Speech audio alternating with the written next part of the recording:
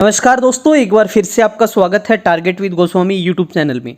मैं सुनील गोस्वामी आशा करता हूँ आप सब अच्छे होंगे, कुशल मंगल होंगे। इस वीडियो में हम जानने वाले हैं महिला आरक्षण बिल 2023 जो हाल ही में संसद से पास हुआ है। तो इसके जितने भी इंपॉर्टेंट क्वेश्चन बनेंगे वो सारे के सारे इस वीडियो में हम डिस्कस करेंगे। वीडियो की PDF आपको टेलीग्राम पर मिल जाएगी, तो लिंक डिस्क्रिप्शन में है। तो चलिए शुरू करते हैं। फर्स्ट क्वेश्चन है महिला आरक्षण बिल 2023 क्या है। देखिए, महिला आरक्षण बिल, इसमें आरक्षण की बात हो रही है। तो जो हमारी लोकसभा है और जो राज्य की विधानसभा है उनमें महिलाओं के लिए 33% सीटें आरक्षित करने का बिल है, मतलब 1/3 इसमें। ठीक है, 1/3। जैसे हम बात करें लोकसभा में 543 सीटें हैं, जैसे ही 1/3 हो जाएंगी तो जो है 181 सीटें हम बात करें वो महिलाओं के लिए हो जाएंगी।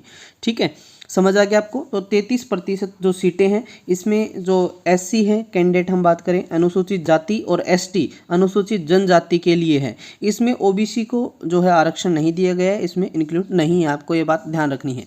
नेक्स्ट हमारा क्वेश्चन है लोकसभा में महिला आरक्षण बिल किस नाम से जो है पेश किया गया है। तो इस अधिनियम को जो नाम दिया गया है नारी शक्ति वंदन अधिनियम 2023। नारी शक्ति वंदन अधिनियम 2023 क्लियर है। 2023 में लोकसभा जो बिल है वो कब पेश किया गया है। देखिए, लोकसभा के अंदर जो नारी शक्ति अधिनियम वंदन अधिनियम है ये 19 सितंबर 2023 को पेश किया गया। पेश कब किया गया? 19 सितंबर 2023 को। महिला आरक्षण बिल 2023 लोकसभा में जो है ये बिल कब पारित हुआ। देखिए, 19 को पेश किया गया, इस पे फिर डिबेट हुई। डिबेट होने के बाद 20 सितंबर 2023 को ये लोकसभा से जो है पारित कर दिया गया। ठीक है, लोकसभा से पारित किया गया।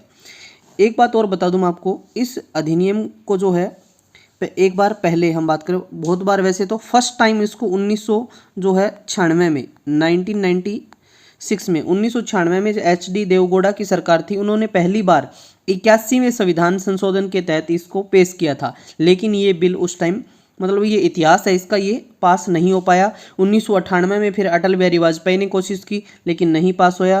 फिर 99, 2002, 2003, 2004 काफ़ी बार इसको लाया गया लेकिन ये पास नहीं हो पाया। 2010 में UPA की सरकार लेके आई, राज्यसभा में पास भी करवा लिया लेकिन लोकसभा में पेश ही नहीं किया, क्योंकि UPA की सरकार के जो भी सहयोगी दल थे उन्होंने इसका विरोध किया था। तो अब फाइनली जो है इसको दोनों सदनों में पास करवा लिया गया है, ये बात आपको ध्यान रखनी है। ठीक है, तो लोकसभा में कब पास हुआ ये? 20 सितंबर 2023 को ये क्वेश्चन पूछा जा सकता है। महिला आरक्षण बिल 2023 राज्यसभा में ये बिल है कब पारित हुआ? तो 21 सितंबर 2023 को राज्यसभा में भी पास हो गया। देखिए, लोकसभा के अंदर हम बात करें, अब लोकसभा के अंदर आपसे एक क्वेश्चन पूछा जा सकता है कि इसके पक्ष में कितने वोट पड़े। तो 454 वोट इसके पक्ष में पड़े। दो वोट ऐसे थे जो विपक्ष में पड़े। वो वोट, एक तो AIMIM के जो अध्यक्ष हैं ओवैसी, असुद्दीन ओवैसी, उन्होंने वोट नहीं, मतलब विपक्ष में डाला, और एक उन्हीं की पार्टी के जो MP हैं इम्तियाज जलील, उन्होंने जो है विपक्ष में वोट डाला। तो 454 वोट मिले लोकसभा में। लोकसभा अध्यक्ष कौन है? ओम बिरला है, आपको ध्यान रखना है।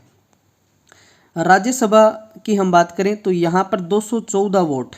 ठीक है, सारे के सारे जो उस टाइम थे राज्यसभा सदस्य, उन सभी ने जो है इसके पक्ष में वोट डाला, किसी ने विपक्ष में वोट नहीं डाला। आगे बढ़ते हैं, क्वेश्चन नंबर 6 की बात करते हैं। महिला सीटों के आरक्षण को लेकर केंद्रीय मंत्री अर्जुन राम मेघवाल, देखिए विधि और कानून, लॉ और जस्टिस मिनिस्टर हैं जो अर्जुन राम मेघवाल, इन्होंने इस बिल को जो है पेश किया। तो लोकसभा में कितने संशोधन बिल का प्रस्ताव रखा? जब इस महिला आरक्षण बिल को पेश किया गया तो इसमें 4 संशोधन, ठीक है, कितने? 4 संशोधन। पहला संशोधन क्या था? देखिए, पहले क्लोज आर्टिकल 239 में 239A जोड़ा जा रहा है। तो जिसके तहत क्या है कि नेशनल कैपिटल जो हमारी है दिल्ली की असेंबली में महिलाओं के लिए 33 जो है % रिजर्वेशन सुनिश्चित होगा। किसमें? नेशनल कैपिटल के अंदर। ठीक है, अब आगे बात करते हैं, दूसरे बिल की बात करते हैं। जो दूसरा बिल था, क्योंकि टोटल 4 थे, तो दूसरे में क्या है, इसमें क्लोज 3 के अंतर्गत आर्टिकल 330 में 33A जो है इसमें जोड़ा गया है। क्या जोड़ा गया है? 33A, जिसके तहत महिलाओं के लिए लोकसभा में 33% आरक्षण होगा।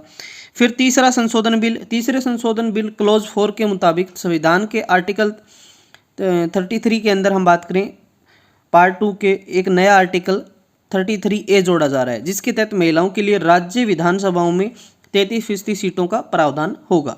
ठीक है, चलिए चौथा इसमें जो बिल है क्लोज 5 के मुताबिक संविधान का आर्टिकल 334 के बाद एक नया आर्टिकल 33A जोड़ा जा रहा है, जिसके अनुसार महिलाओं के लिए आरक्षण 15 सालों के लिए प्रभावी रहेगा।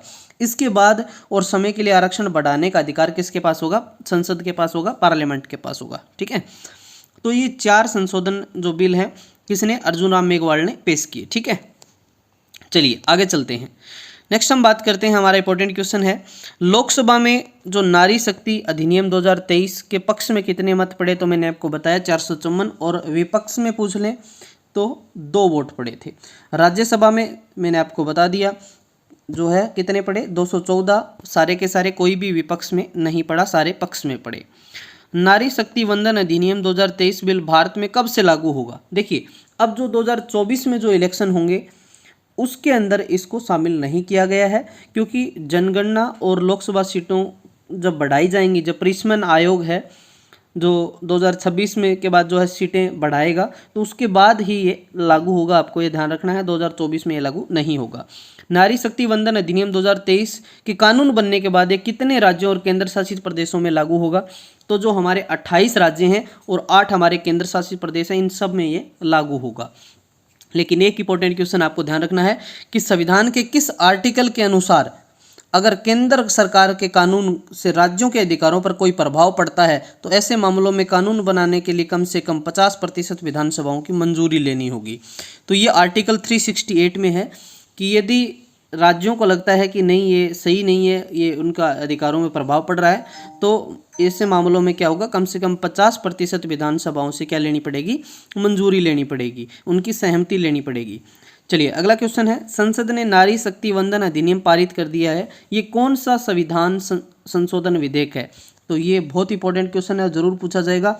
128वां संविधान संशोधन अधिनियम है, जिसके तहत ये नारी शक्ति वंदन अधिनियम 2023 दोनों सदनों में ये जो है बहुमत के साथ पारित हो गया है।